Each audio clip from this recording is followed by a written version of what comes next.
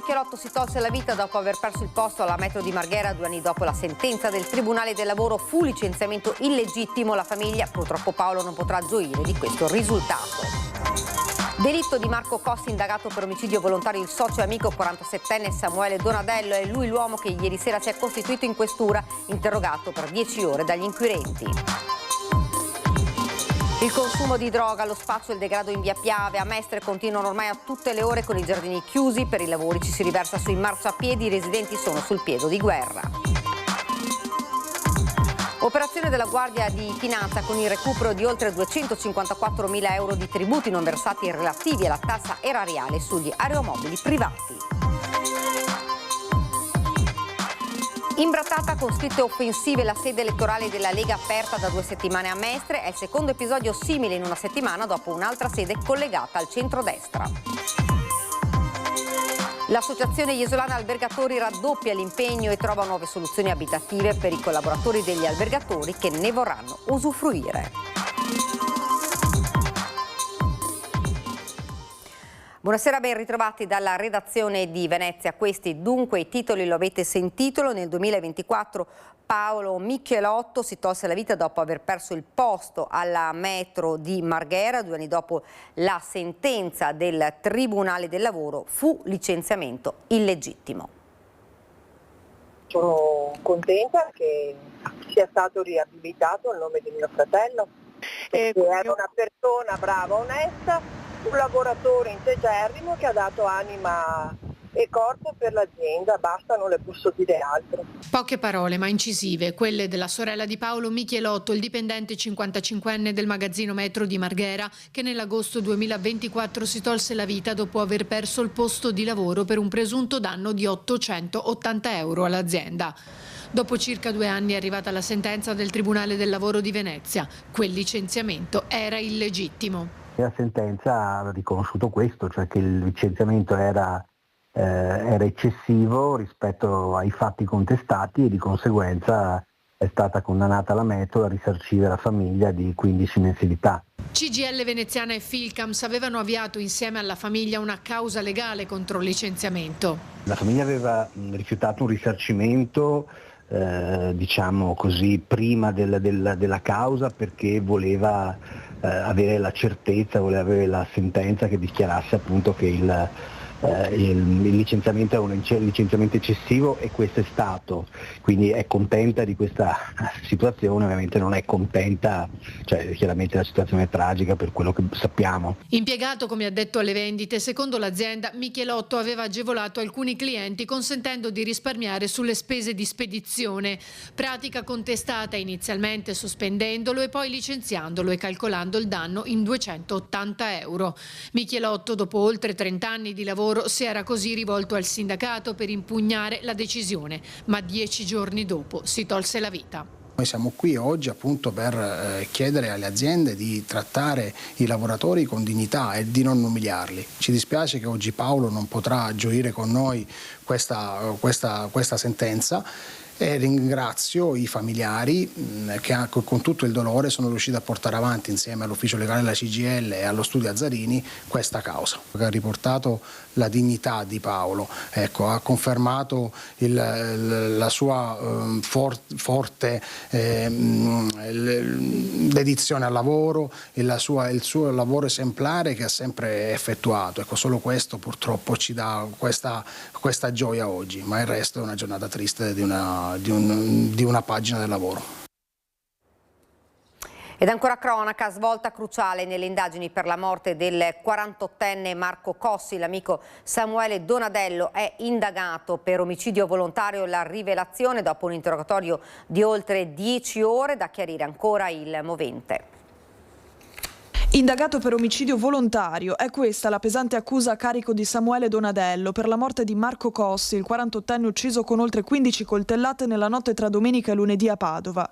Dopo un interrogatorio di oltre 10 ore, al quale si è presentato volontariamente in questura, accompagnato dal suo avvocato, Donadello ha confessato l'atroce delitto dell'amico. Classe 1979, da tutti conosciuto come Masterchef per la sua esperienza di cuoco in Inghilterra, Samuele avrebbe dovuto aprire un food truck proprio con la vittima in questi giorni. giorni. Al momento non è stato disposto alcun fermo. Secondo gli inquirenti non sussisterebbero esigenze cautelari immediate come il pericolo di fuga o di inquinamento delle prove. Tuttavia non è escluso che la Procura possa valutare nei prossimi giorni eventuali misure restrittive. Il nodo da chiarire ora però è il movente. Intanto emergono dettagli sempre più drammatici sull'aggressione del 48enne. Cossi è stato colpito con estrema violenza al volto, al collo, al torace e all'addome con un coltello che sarebbe stato trovato sul luogo del delitto. Una sequenza di colpi che suggerisce come Marco abbia provato a difendersi e che gli investigatori definiscono come overkilling, brutalità tipica di quando l'aggressore conosce la sua vittima. Il 48enne, originario di Latisana, si era trasferito in Veneto con la famiglia, prima a Noale, dove aveva frequentato le scuole, poi era stato un periodo all'estero e da qualche tempo era tornato nel Padovano per assistere l'anziana mamma con la quale viveva a Selvazzano. Marco lavorava all'azienda Plurima di Veggiano, ditta che effettua trasporti di farmaci. Proprio qui i suoi colleghi si sono chiusi nel dolore, ma hanno deciso di aprire una colletta per aiutare la madre in difficoltà. Un uomo d'oro, così ce lo descrivono i colleghi distrutti dalla perdita, e proprio in queste ore hanno portato un mazzo di fiori e dei lumini in via Santi Fabiano e Sebastiano, dove quella maledetta notte Marco perse la vita. Il consumo di droga, lo spaccio e il degrado in via Piave a Mestre continua ormai a tutte le ore e con i giardini chiusi per lavori ci si riversa sui marciapiedi o davanti ai portoni. I residenti sono sul piede di guerra. I residenti di via Piave sono sempre più esasperati. Dopo le recinzioni posizionate dal Comune per i lavori di riqualificazione dei giardini, la situazione, dicono, è ulteriormente peggiorata. Da via Coldilana a via Sernaglia fino alle stradine di accesso sul retro delle case dei ferrovieri verso piazzale Bainsizza. Il consumo di droga e lo spaccio continua a tutte le ore. Con i giardini chiusi ci si riversa sui marciapiedi davanti ai portoni dietro i cassonetti. Hanno chiuso una decina di giorni fa, ovviamente tutti gli spacciatori, pusher e usanti e anche i gruppi si formavano in gruppi totali, adesso là non ci sono più, però li troviamo costantemente sui marciapiedi addirittura, quindi chi spaccia si siede per terra sul marciapiede o stanno lì, quindi occupano tutta una carreggiata e anche l'altra, e tranquillamente alla luce del giorno, alla luce della sera, in qualsiasi ora, e gli altri poi camminano tipo zombie, quindi ne vedi tanti perché vengono in cerca proprio sui marciapiedi, per cui è un disastro. Una notte qualcuno ha anche tentato di entrare all'interno dei giardini facendo cadere la recinzione. Finché erano sull'erba la polizia li mandava via, ritornavano, era tutto un lavoro a catena. Adesso invece si nascondono nelle strade laterali, quindi tu trovi gruppi interi di gente seduta a terra che usa le sostanze, è alterata, sono pericolosi, sono aggressivi. La polizia ha le mani legate perché sappiamo tutte le solite storie delle leggi limitate, che se non hai tanta roba addosso non puoi portarli via.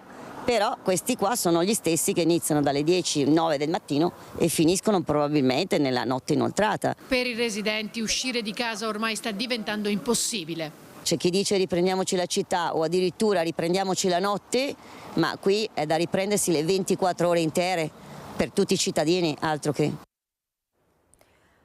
Un articolato intervento di polizia economico-finanziaria condotto dalla Guardia di Finanza di Venezia ha portato alla conclusione dell'operazione Sky Clear con il recupero di oltre 254.000 euro di bolli non pagati sugli aeromobili privati.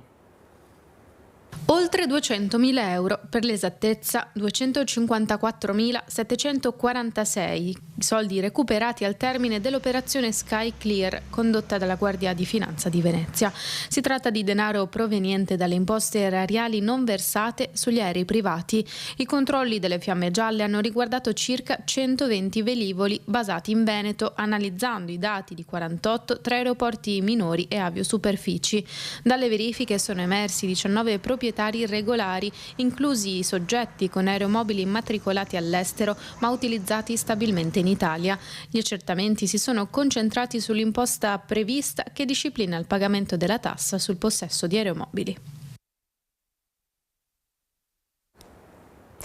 Imbrattata con scritte offensive la sede elettorale della Lega Mestre in via Battisti, aperta da 2 settimane. Il fatto è stato scoperto dai militanti al momento dell'apertura. Si tratta del secondo episodio simile in una settimana dopo un'altra sede collegata al centrodestra. Il vice sindaco Sergio Vallotto ha condannato il gesto definendolo un attacco alla libertà di espressione. Ha ribadito che non risponderanno alle intimidazioni con un atteggiamento positivo e con il lavoro per la città. Andrea Beretta, 21 anni, capolista della lista civica della coalizione di Simone Venturini, è il candidato più giovane di tutta la squadra dell'assessore uscente.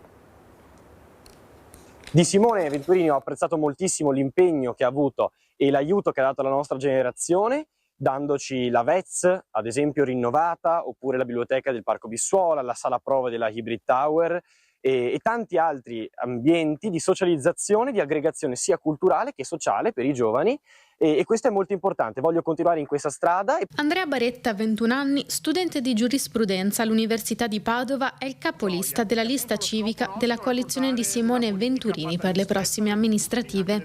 È il candidato più giovane della squadra. Questo è l'esempio della perfetta collaborazione che c'è nella nostra lista tra una componente più giovane e una componente invece più di esperienza, che lavorando insieme potrà riuscire ad ottenere i risultati che ha scritto nel programma e che si prefigge di raggiungere. Ex allievo del liceo classico Franchetti, tennista agonista, ha studiato violino per 10 anni partecipando alla giovane orchestra metropolitana di Venezia. Tra gli obiettivi indicati il potenziamento del dialogo tra università e lavoro e la creazione di spazi di aggregazione per incentivare i giovani a restare e costruire il proprio futuro sul territorio. È una lista civica che vuole parlare molto anche ai giovani, solitamente una classe generazionale a cui la politica parla poco. Puntiamo ai giovani, puntiamo alle nuove generazioni e parliamo appunto a tante persone, a tanti ragazzi che sono qui. E sono convinto che questi ragazzi possano fare molto anche per le generazioni meno giovani, perché la loro energia, la loro capacità anche di freschezza ci aiuterà anche a vedere i problemi da un'angolazione diversa. Ed ancora politica, con le amministrative sempre a Venezia, tra la lista di candidati sindaco anche l'economista e professore negli Stati Uniti Michele Boldrin. Per ora tra le priorità rilanciare la città dal punto di vista economico e incentivare uno sviluppo del turismo sostenibile. Il degrado anzitutto viene dalla povertà. Quindi per quello al centro per noi c'è lo sviluppo economico, al centro c'è lo sforzo tremendo di limitare il turismo. C'è il rilancio economico tra i punti principali al centro del programma di Michele Boldrin, candidato sindaco a Venezia. Economista e docente universitario negli Stati Uniti a St. Louis, è originario di Campalto, laureato a Venezia. Classe 1956, ha sciolto le riserve dopo settimane di assemblee e trattative e ha annunciato la candidatura sostenuta dal suo partito Ora, nato come associazione nel 2024 e diventato partito lo scorso anno.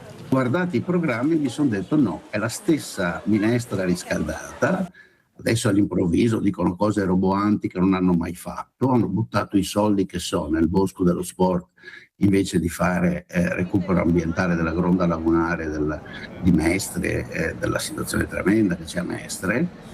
E quindi no, mi ci butto, mi candido per dare un segnale. Un programma di stampo centrista e liberale con uno sguardo all'innovazione.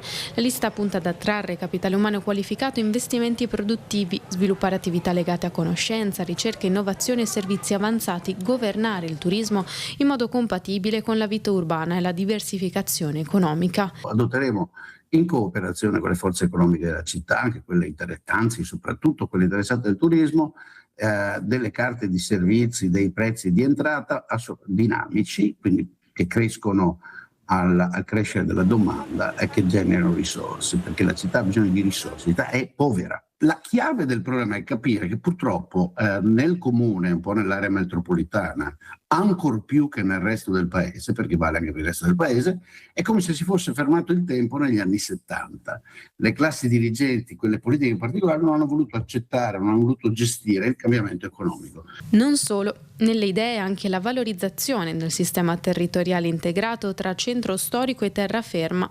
Piccole cose, no? Che senza continuità, senza piano, per spostare e rivitalizzare, diciamo, la terraferma verso la Gronda Lagunare, grande eleganza, di grande possibilità di vita in cui si può sviluppare l'altro pezzo della Venezia del futuro. Agire sulla sicurezza partendo dalla creazione di posti di lavoro più redditizi e sviluppare la collaborazione tra forze dell'ordine. Occorre utilizzare in maniera più saggia e più attenta la collaborazione fra vigili urbani, polizia, carabinieri e cittadinanza. Occorre una presenza costante, paziente, tecnicamente preparata di dissuasione per i fenomeni di microcriminalità, droga, spaccio, piccoli furti continui. L'AIA, l'Associazione Iesolana Albergatori, raddoppia l'impegno e trova nuove soluzioni abitative per i collaboratori degli albergatori che ne vorranno usufruire. Più posti letto per i lavoratori stagionali e nuove strutture pronte ad accoglierli. Si amplia il progetto Foresterie promosso dall'AIA. L'Associazione Iesolana Albergatori raddoppia ora la disponibilità individuando 2 nuove strutture alberghiere e 2 appartamenti.